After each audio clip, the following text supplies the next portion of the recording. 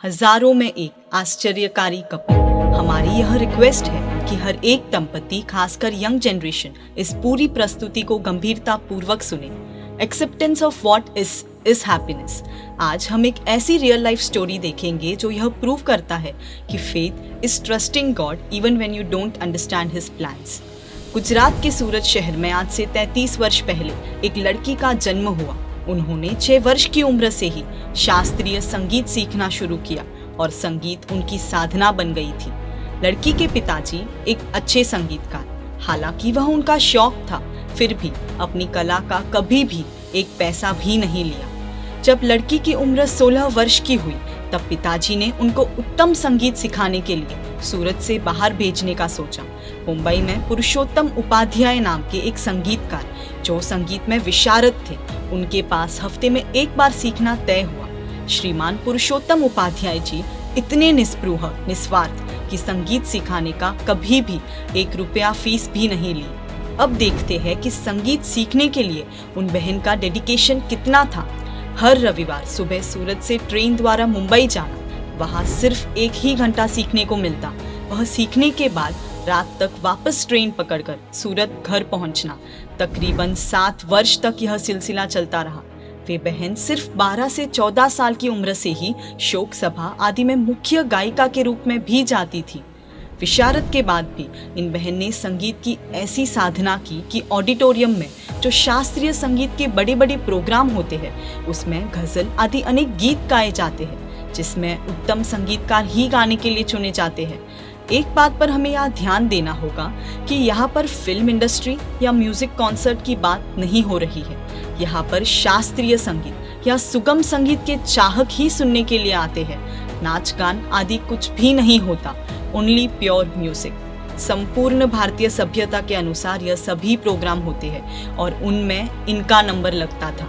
ये बहन का परिवार जैन है, धार्मिक है। जैन धर्म के 2 महान आचार्य भगवान पूज्य श्री अशोक चंद्र सूरी जी एवं पूज्य श्री चंद्रोदय सूरी जी इनके बड़े दादाजी लगते हैं। पूज्य आचार्य भगवंत श्री सोमचंद्र सूरी जी इनके कजिन अंकल लगते हैं। यह तीनों ही आचार्य भगवंतों का नाम श्री नेमी सूरी जी समुदाय के प्रभावक आचार्य भगवंतों में आता है। जब इन बहन की शादी के योग्य उम्र हुई तो एक ऐसे लड़के की बात आई जिसको आज के जमाने में कोई भी लड़की पसंद ना करे। वो रूपवान, धनवान, पढ़ा लिखा था, इन सब में तो कोई भी कमी नहीं थी, लेकिन सबसे बड़ी तकलीफ यह थी कि वह बेहद धार्मिक था। उन्होंने जन्म के बाद सिर्फ 1.5 साल तक रात को खाया था। उसके बाद 20 साल बीत चुके थे, एक दिन भी रात को नहीं खाया था और जीवन भर के लिए रात्रि भोजन त्याग की उनकी प्रतिज्ञा थी। कच्चा पानी भी नहीं पिया। पूरी जिंदगी तक गर्म पानी पीने की ही उनकी प्रतिज्ञा थी। यदि कभी आउट ऑफ स्टेशन भी जाना होता तो भी गर्म पानी ही पीते। लॉन्ग ट्रैवल आदि में राख वगैरह का उपयोग करके भी पक्का पानी ही पीते।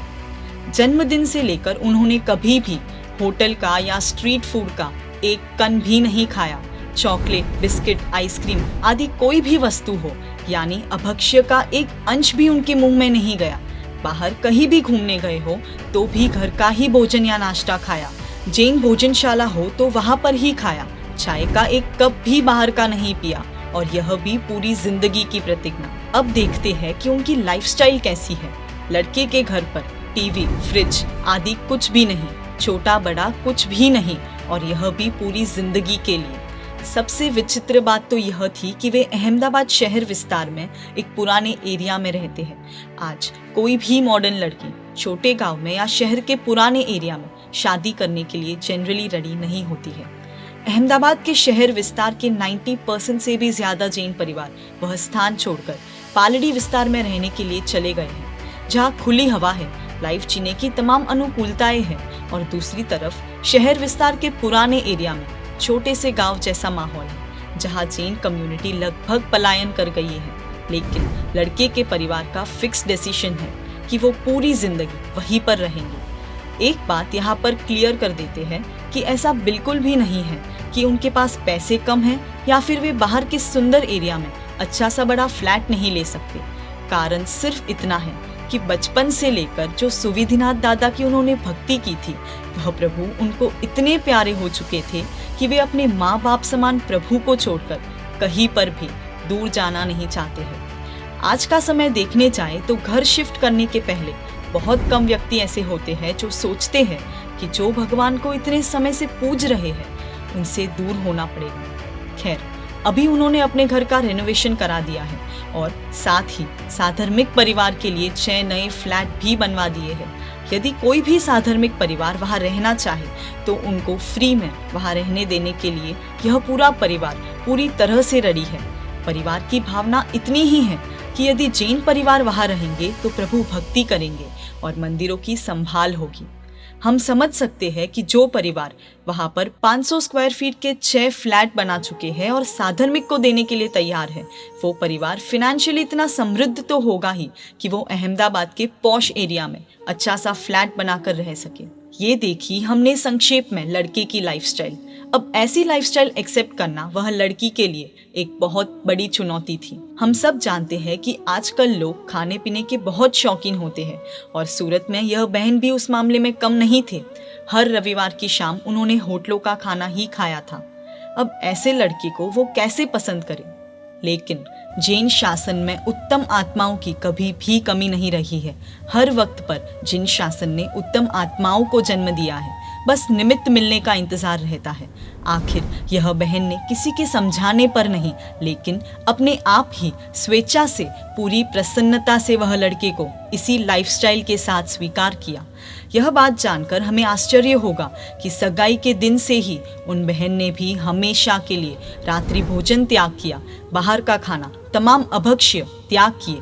अब मन में प्रश्न ये उठता होगा कि क्या आज के जमाने में ऐसे पति पत्नी कहीं पर देखने को मिलते हैं? 23 वर्ष की उम्र में लड़की की शादी हुई। आज लगभग 10 साल बीत चुके हैं। 33 वर्ष की उम्र हो गई है। यह 10 साल में उन्होंने संगीत की साधना नहीं छोड़ी। अहमदाबाद में श्री अनिकेत भाई खंडेकर जी के पास संगीत सीख रहे हैं और हाँ, मुंबई जाने का सिलसिला अभी भी जारी है। बस इतना फर्क आया कि अभी अहमदाबाद से मुंबई 550 किलोमीटर दूर जाना पड़ता है, इसीलिए अब हर महीने में एक बार जाने का होता है और अभी भी 1 घंटा ही मिलता है।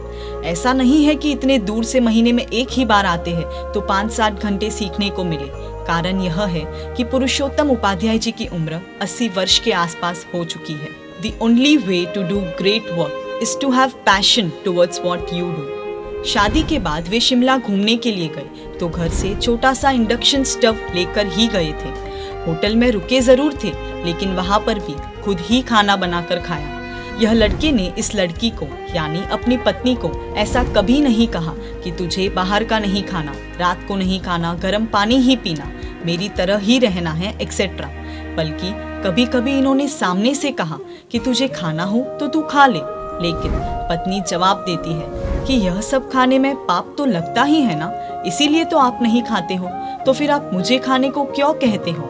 इस प्रकार खाने पीने के शौकीन ऐसे उन बहन ने सहजता से ही एक क्षण में ही अभक्ष्य का त्याग किया। The first step towards change is awareness. The second step is acceptance. Accept the reality and everything is possible.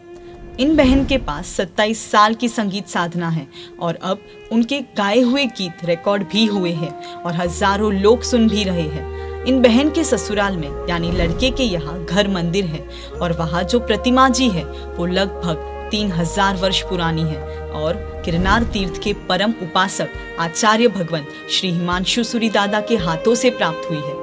पूज्य श्री ने कहा था कि यह प्रतिमा जी की पूजा करने के लिए सबको सम्मति मत देना।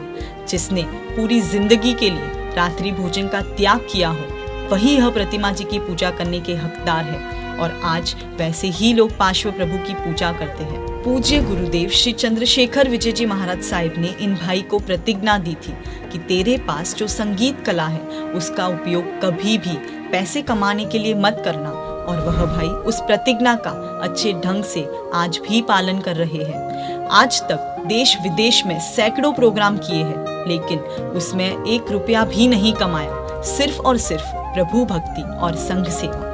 Doing something without expecting or without wanting any sort of reward gives ultimate satisfaction, that satisfaction which even money can't buy। अब हम इनका रेगुलर रूटीन देखते हैं। वो कहते हैं ना कि जिस काम की लगन हो उसके लिए थोड़ा सा परिश्रम करो तो समय मिल ही जाता है, और इनकी दिनचर्या इस बात का प्रतीक है। बिजनेसमैन होने के कारण इनका पूरा दिन बिजनेस में ही जाता है। रात को 10 बजे के बाद घर पर स्टूडियो में स्तवन आदि की रिकॉर्डिंग शुरू होती है, जो रात के 1, 2, 3, 4 बजे तक भी चलती है।